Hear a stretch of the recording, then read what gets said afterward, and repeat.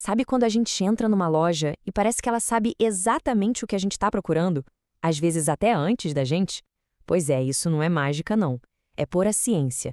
E hoje a gente vai mergulhar fundo para entender como o varejo transformou a simples observação de clientes numa ferramenta super poderosa. Para entender essa ciência, vamos voltar um pouquinho no tempo.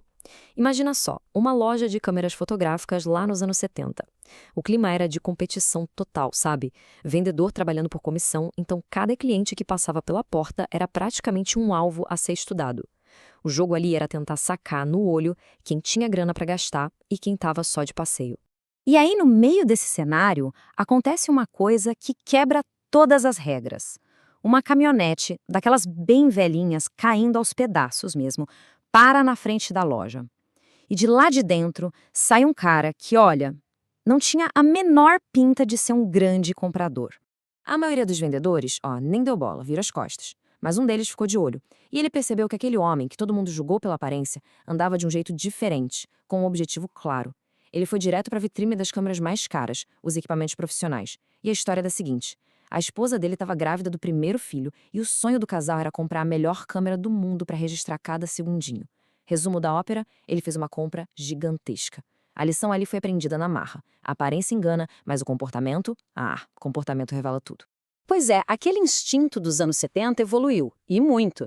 O que antes era quase uma arte baseada na intuição do vendedor, hoje virou uma ciência de precisão movida a dados. Aquele olhar por cima do balcão foi trocado por óculos que rastreiam o movimento dos olhos. A adivinhação virou análise de dados de câmeras 3D. A evolução foi, brutal. E é aqui que a gente entra nesse novo kit de ferramentas tecnológicas. Hoje em dia, os pesquisadores têm um verdadeiro arsenal, de laboratórios que simulam lojas inteiras até tecnologias que estudam a gente no nosso ambiente natural de compras. O objetivo é exatamente esse: sair do palpite e chegar na ciência pura. Agora eu sei, ouvir tudo isso pode soar meio Big Brother, né? A gente até vê manchetes falando sobre espionagem nos corredores do supermercado. E olha, a preocupação com a privacidade é super legítima. Então, por que todo esse esforço? A resposta está numa única palavra.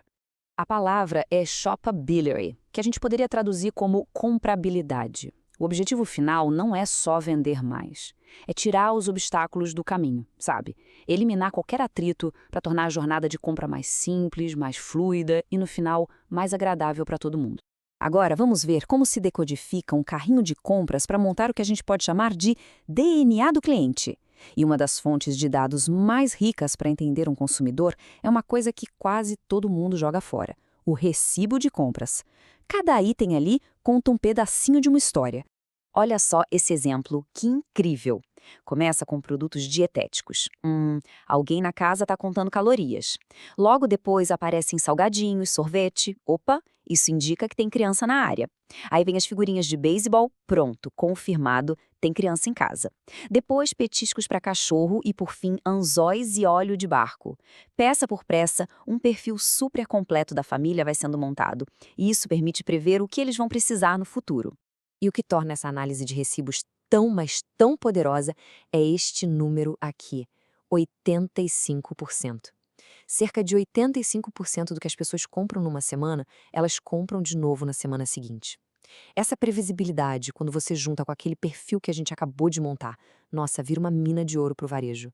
Mas, não é só sobre o que se compra, e sim como se compra.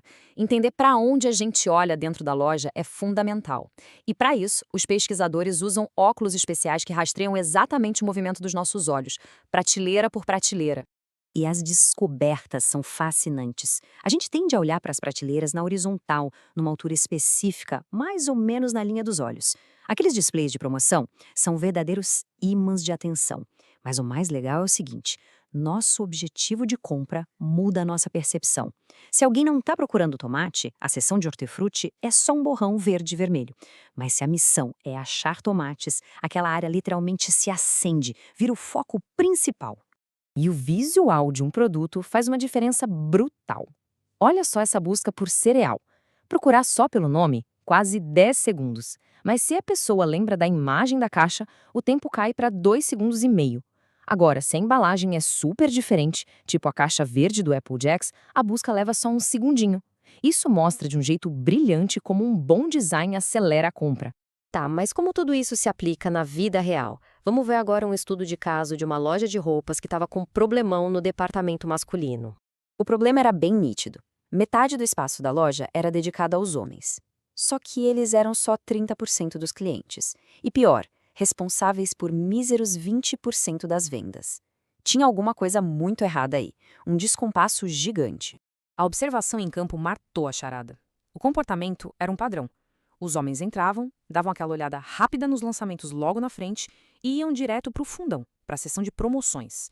Se não achavam nada interessante por lá, eles simplesmente davam meia volta e iam embora. E a solução não foi mudar o estoque, nem baixar preço.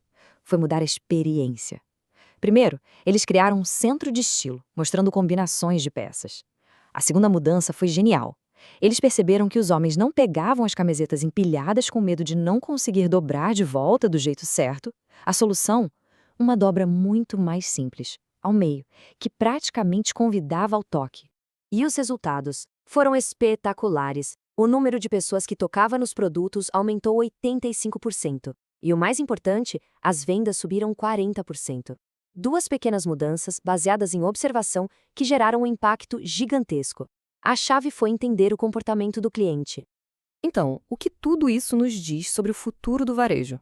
Bom, fica claro que a tecnologia vai continuar dando para a gente dados cada vez mais detalhados sobre como a gente compra. No fim das contas, uma shopability melhor cria um ciclo em que todo mundo sai ganhando. O fabricante consegue mostrar melhor os benefícios do produto dele, o varejista cria uma experiência legal que fideliza o cliente, e o cliente encontra o que precisa de forma rápida e sem estresse. É uma vitória para todo mundo. Só que tem uma condição fundamental para isso tudo funcionar. A palavra é confiança. As empresas precisam entender que os dados dos clientes são um empréstimo, não uma posse. Eles têm que ser usados para criar benefícios para os dois lados. Se essa confiança quebra, o relacionamento, que é a base de tudo, desmorona junto. E isso tudo nos deixa como uma última pergunta, para a gente refletir. Existe uma troca constante. A gente oferece nossos dados em troca de conveniência, de experiências melhores. A questão que fica é: qual é o preço justo por isso? Onde é que a gente traça o limite da nossa privacidade? Fica aí a reflexão.